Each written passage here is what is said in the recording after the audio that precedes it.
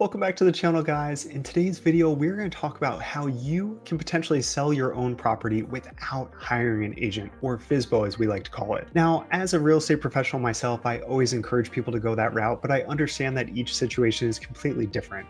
Whether you just are comfortable and have sold multiple properties before, think you really know the market, or are trying to save on fees, I get it. It's a lot that is output from a seller, and there are ways to overcome that.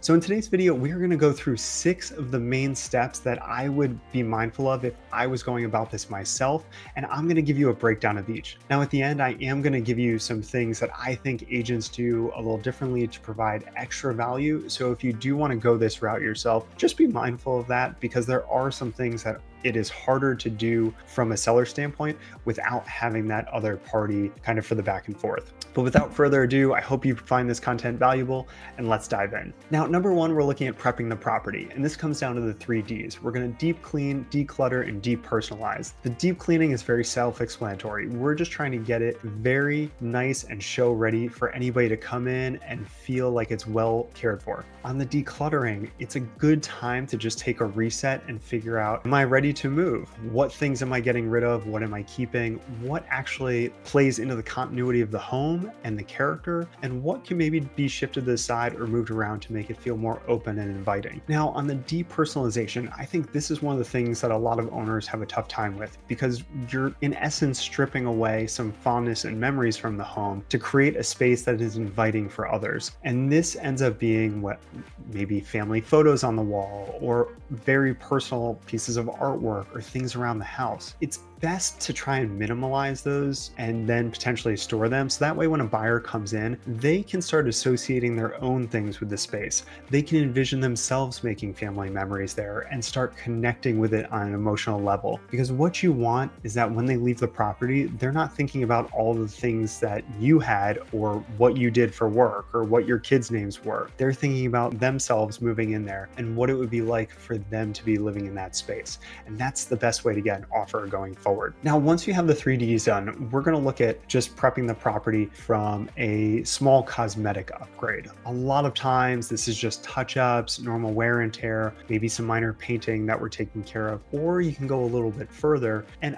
sometimes it's best to just have a home inspection company come in. You pay the one-time fee, you get a report, and what you're going to see in that report are a lot of hidden things that may not be obvious to you living there day to day, but they're things that buyers would pick up on. And one great piece of advice that I can give you is it is almost always going to be cheaper and more cost effective for you to tackle repairs on the front end or hire somebody to do it than when a buyer sees a report. They're going to associate much higher values and costs with those repair items, because one, there's the added inconvenience of them having to do that, and they're going to want a licensed professional to handle every single item to make sure it's done and provide receipts or invoices and copies of the repairs. So if it's something where you are going the route and you're trying to maximize value, or you know there are some minor items, maybe get an independent party to take a look at those, make sure you know what the full scope of work is, and then find the most cost-effective or best path forward to get those things tackled on the front end. Another super important thing to consider when prepping the home is you only get one shot at that first impression. So this is where curb appeal is huge, and focusing on the landscaping out front, making sure that the lawn is mowed depending on the time of year, maybe some fresh mulch and pine straw goes down, or updating the flower beds, and simple refreshes like painting the front door or power washing the exterior or driveway. Those can have huge added benefits for when a buyer comes in, they're driving in, they're seeing your house, and they're just thinking right off the bat, wow, not only is this a showstopper, but it also looks like it is very well cared for. And the last part of prepping a home is consider light staging if needed. Maybe your place is vacant or you're moving already.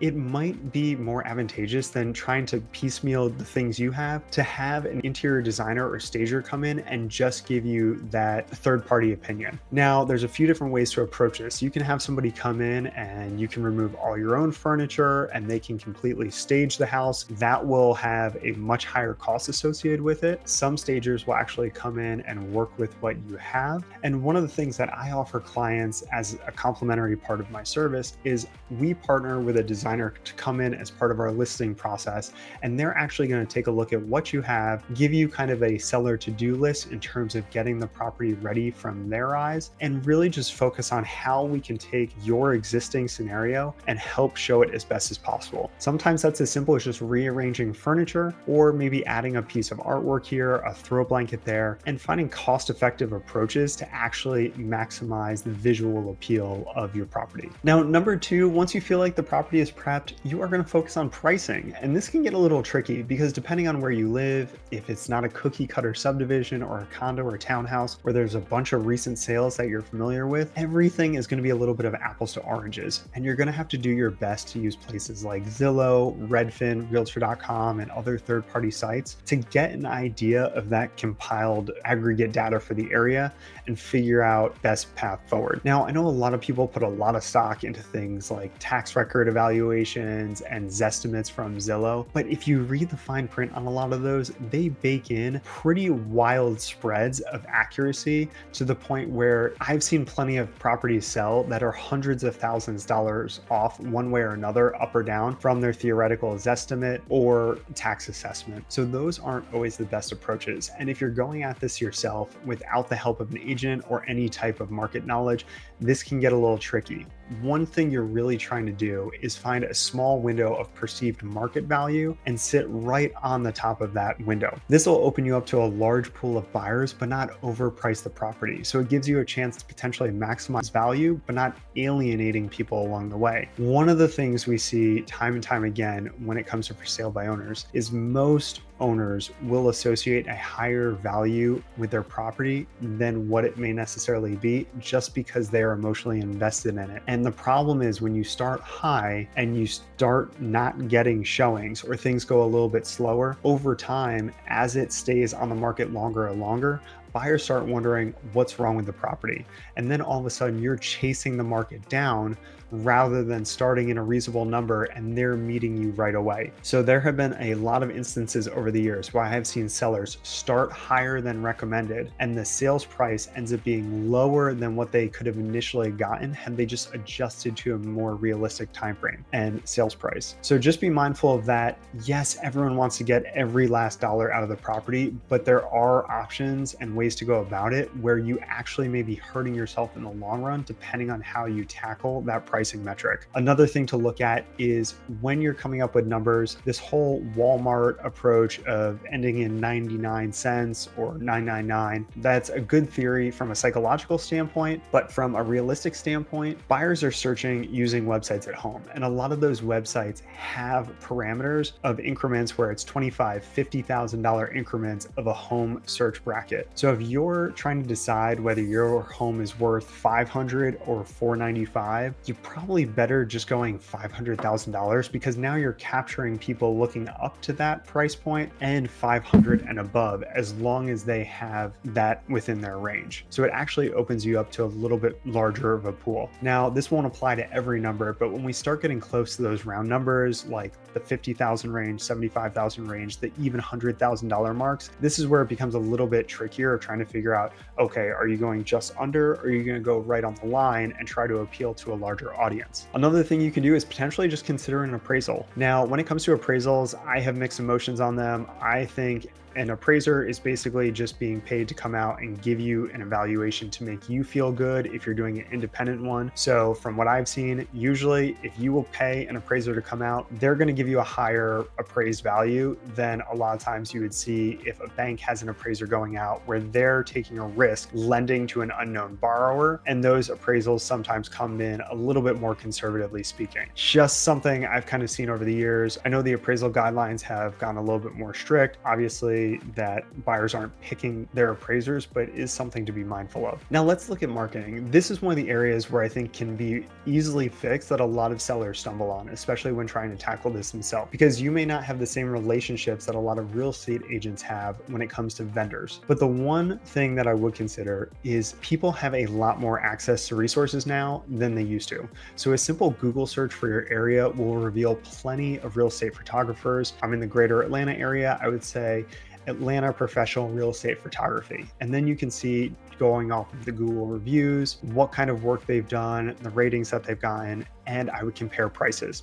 Because even working with 10 different real estate photographers, you're going to get wildly different product and finished content and massive differences in pricing. Now, depending on the property you have, not only do you want to find a great day for the photos, but you also maybe want to consider twilight shoot, drone footage, and aerial views as well to kind of just enhance it. And a lot of times it helps to actually have floor plans added as well. A lot of videographers and photographers can do the floor plans, or you can use apps like Kubicasa, not affiliated in any way, but you can actually use your iPhone and go around and it'll create a free 3D floor plan for you that you can have within 24 hours. So those are the little things that you can do to kind of just enhance the marketing for buyers, because you want them to have all of the information on the front end to make it show as best as possible when they're viewing online. Another thing I would consider, even if it's just with your cell phone, I would record a video of the property. There are tons of different apps that can also just help streamline this, but something just going through and showcasing like the different rooms, the different angles that photos may not accurately portray will be immensely valuable for buyers. And a lot of times when you associate a 3D tour or a video with a property listing on a site like Zillow, those listings will actually show up higher in the search results than ones that don't have video. So if you're just going in and you're taking cell phone photos and you're throwing your property online and you're expecting a lot of traction, that is not going to be the way to do it. Because at the end of the day, you're bypassing paying a professional agent to then do it yourself. It's worth taking the extra step to actually just pay for the professional photos, the professional video, and go about this the right way. Now, obviously you want to have compelling listing description, but you also want to make sure that you have all the pertinent information that buyers would ask for. The age of your systems, age of your roofs. I would have an upgrade list. Anything major you've done, I would put that on a printed out sheet in your property, maybe a feature sheet or upgrade sheet, and really showcase everything you've done along the way to make this house a great value and buy for them. Now, as far as getting it listed, this is where things get a little bit tricky.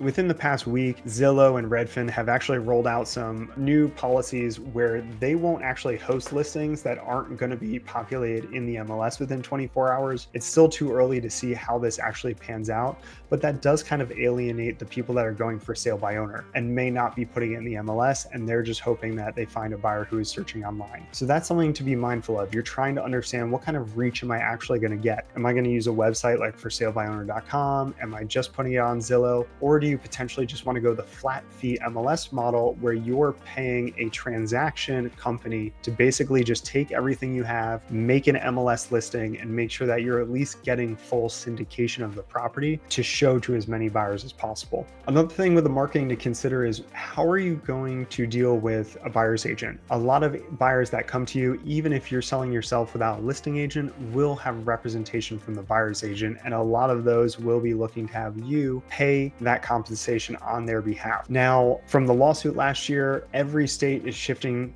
where buyers are responsible for paying their own buyer agent fees, and we have separated that part of the process. But don't be surprised if you get offers and part of the offer stipulation is that they are asking for a contribution amount to help offset some of the fees that their buyer's agent is receiving, because the buyers may not have that out of pocket. So that's just something to be mindful of. Are you going to actually offer that on the front end? Do you want to just wait for people to present an offer and then bake it into the contract negotiations, and how to go about that? So number 4, let's talk about showing the property. How are you going to handle showings? A lot of times when I have a property listed, we have software that agents can call in, they can reach me, they can schedule times that go to the owner, and then I either meet them there or there's a lockbox at the property for them to access after we've vetted them and the buyer. But if you're handling this yourself, are there set times and windows that you can show the property? Is there a way for people to get in? And how are you vetting the agents and the buyers along the way? Are you requiring a pre-approval letter? Are you requiring some information from the broker? I would just be mindful of, before allowing anyone into the home, you're making sure you're taking safety procedures seriously and using things like maybe forewarn to screen telephone numbers and make sure the people who are who they say they are, and just make sure that you're safe, they're safe, and that you're actually getting real buyers. Now, the tough thing is that buyers request showings at very sporadic hours. They're in the morning, afternoon, at night.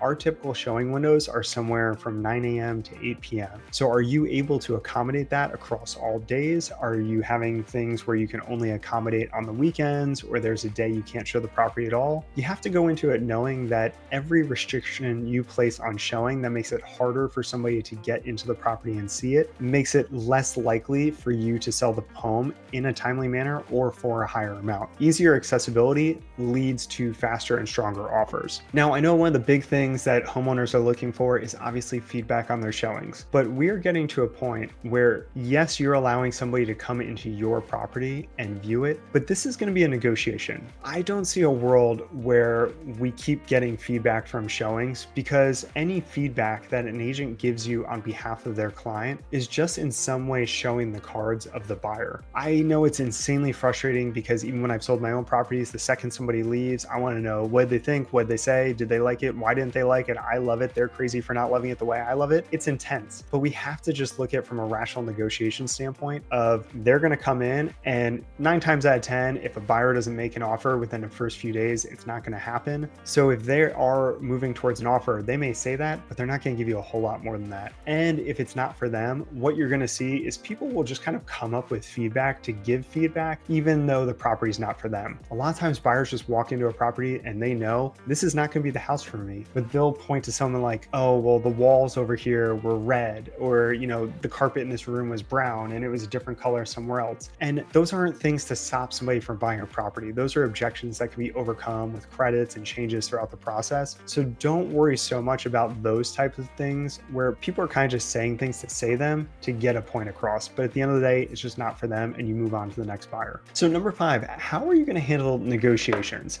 Now, a lot of states do have accessible, standardized contracts. You can partner with a closing attorney ahead of time or an escrow agent to help with this, but you need to understand the documents you receive a lot of times from the agent are things that you're going to want to read through thoroughly. They are things that anything on a contract can pretty much be negotiated. You're going to be looking for specific dates. You're going to be looking for contingencies. You're going to be looking for financing, various exhibits, special stipulations. There's a lot that goes into it. So make sure you feel comfortable reviewing those documents and that you have the adequate disclosures from the buyers and that you've done so on your end. So that way, when you come to an agreement, hopefully it's smooth sailing to the finish line. Now, when it comes to negotiating, I tell people all the time, you cannot be emotionally invested in whatever somebody puts forward. It is a transaction. You have to take out the fact that this is your home. This is a business deal. And no matter what they ask for, whether it's repair credits, compensation credits for their agent, closing cost fees, none of it really matters. All that matters is when it all is said and done on a net sheet, the number that you're taking home at the end of the day, are you happy with that? However it's structured between the initial offer and what that final number looks like is absolutely irrelevant. And so many people get emotionally attached to these little things in offers. Oh, I don't want to pay these closing costs. Oh, I don't want to do this, even though they would have been okay with the net number anyway. And that's what you have to focus on. So try to take emotion out of it. Don't get lost in the weeds of how some of the things are structured.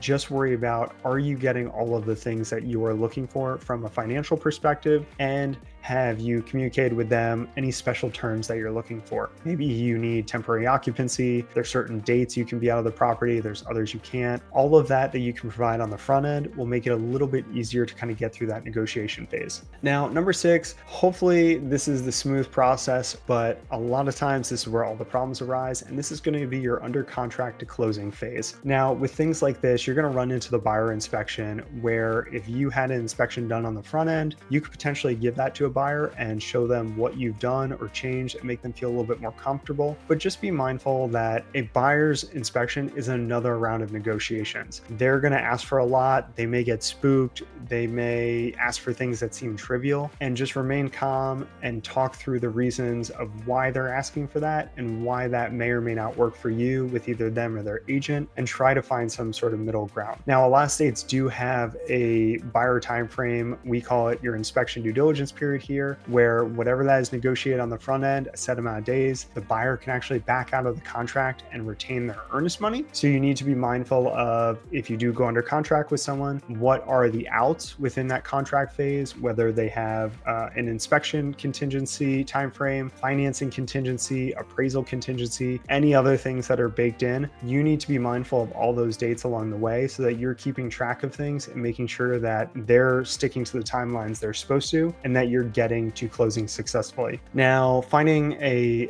closing attorney or escrow agent is relatively simple too. From another Google search, you can reach out to a lot of the main companies, and a lot of them will have pretty much standardized procedures where you'll fill out a seller information sheet, and a lot of times the rates are going to be pretty much standard across the board for what you're looking for. The other things to be mindful of is, now in addition for the contract phase, especially if the buyer is getting financing, you don't necessarily just want to connect with the agent. It's okay to reach out to their lender. So make sure you have the lender information, you're communicating with them, you're understanding and getting updates where the buyer's loan is throughout the way, and also the little things that they may need on their end, like HOA closing packages. Are your utility bills up to date? Are the taxes paid for? Any little detail along the way that could potentially stonewall a deal, we need to try and get in front of that, because what you're trying to avoid is getting right up to closing. Maybe you've already moved out of the house or you're prepping your move, and all of a sudden something wasn't done because you didn't know on your end it had to be, and now closing is either delayed, they're backing out, things are imploding at the closing table. I have seen dozens of deals fall apart in the last 24 hours of a transaction. It's frustrating for everyone. A lot of money gets lost, a lot of feelings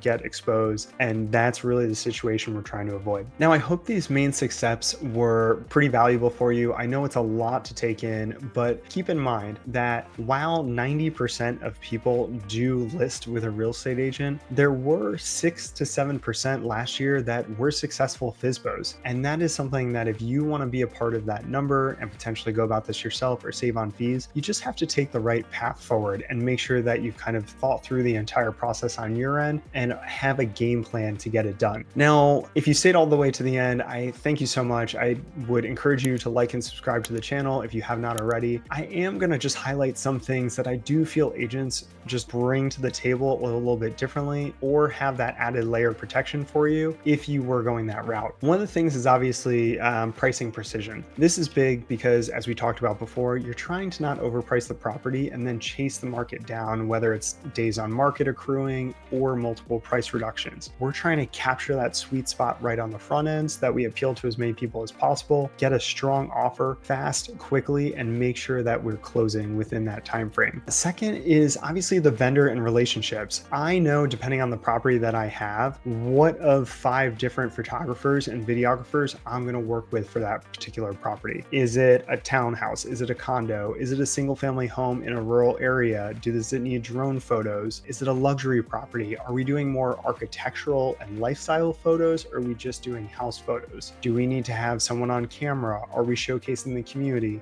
These are all kind of the little things, just knowing, even from a prep phase, how do I get the best people involved to make sure this is a seamless process? Obviously, there's the vendor recommendations of if you need a painter, a contractor, things cleaned, landscaper. Those are what we bring to the table to try and help move things along on your end so that you don't have to do those. Hopefully, a lot of those relationships that have been established also offset some of the fees. Anytime I list a property, all of the marketing and services I pay for on the front end, and no seller is paying that unless I successfully close a property. So there are fees that I incur on my end, and I'm incentivized to try and provide this value to you. Whereas if you're going about this yourself, you're going to have to pay those costs out of pocket on the front end without any real knowledge if it sells or not. A lot of times we see people will go the FSBO route, they're going to pay and do all this stuff themselves, and then down the road they still end up hiring an agent that has to come in and redo a lot of that. So now you're just doubling the cost along the way. Obviously, something that is super important that comes from not only expertise but just time in the business is understanding all the little things of what to look for. When I'm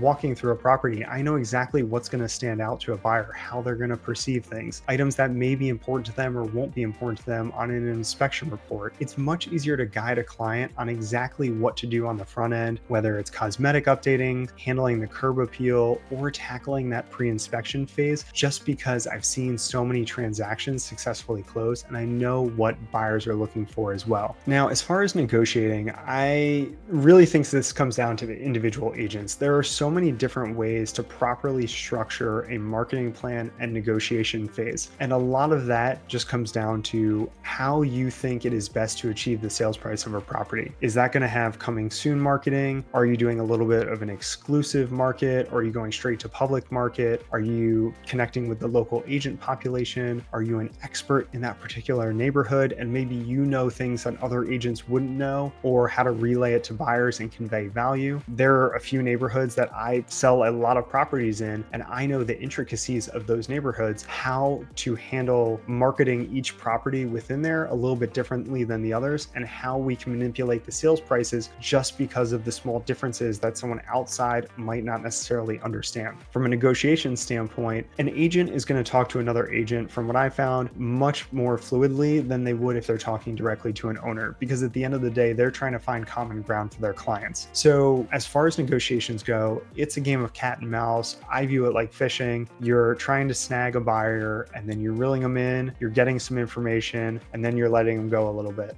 And then slowly you're just reeling them in, letting them go, reeling them in, letting them go, until you get that finalized contract. And the agents, based on how long they've been doing this and the type of business they do, they know exactly when to push and pull on another agent or a buyer without losing them completely. There's no emotion in it. It's all business. And we're trying to get the best deal for you and really solidify that relationship. Because at the end of the day, yes, every agent wants to get paid, but finding business is hard. So if you have an excellent experience and then you're referring that agent to other people, that's the true value of it. It's not necessarily that one paycheck, it's all the other future paychecks associated with it. So there's an incentive there for an agent to really crush it on that initial experience for you, so that they become a lifelong fan, or at least it's not something that negatively impacts their career with bad reviews or something that gets their broker involved. So I do think that is very hard for a seller at least to understand, of just, what am I looking for on a contract? What is reasonable? What's not reasonable? These are the special stipulations that I should be seeing. These are the ones I shouldn't be seeing. What should I disclose, not disclose? How can we get them to switch this around for exactly what we're looking for? It's a back and forth game that takes a little bit of finesse, time, and it's just part of the profession, honestly. I'm not saying it can't be done. I'm just saying that even within the agent demographic, I've seen agents that are not very good at it, and I've seen agents that excel at it. So it's one of those things, you're at the mercy of who you're working with for sure. Obviously, there's the added legal protections that having an agent comes with. You have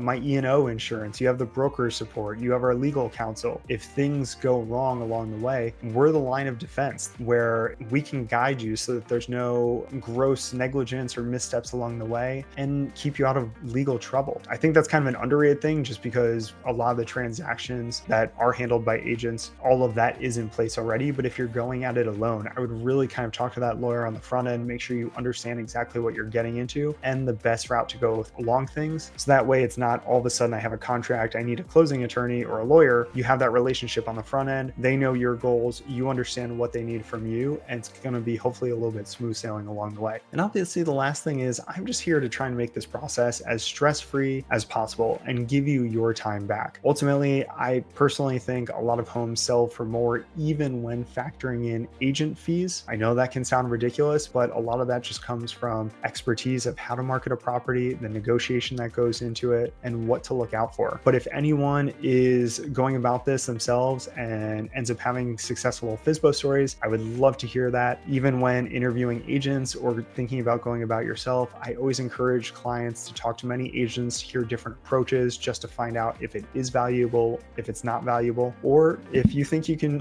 get it done by yourself and save some fees, that is great. And take a trip to Europe or somewhere else and just really enjoy the extra savings. But thank you so much for watching, especially if you stay to the end. I hope you found this content valuable. And if you would like and subscribe to the channel, I will see you all in the next one. Thanks.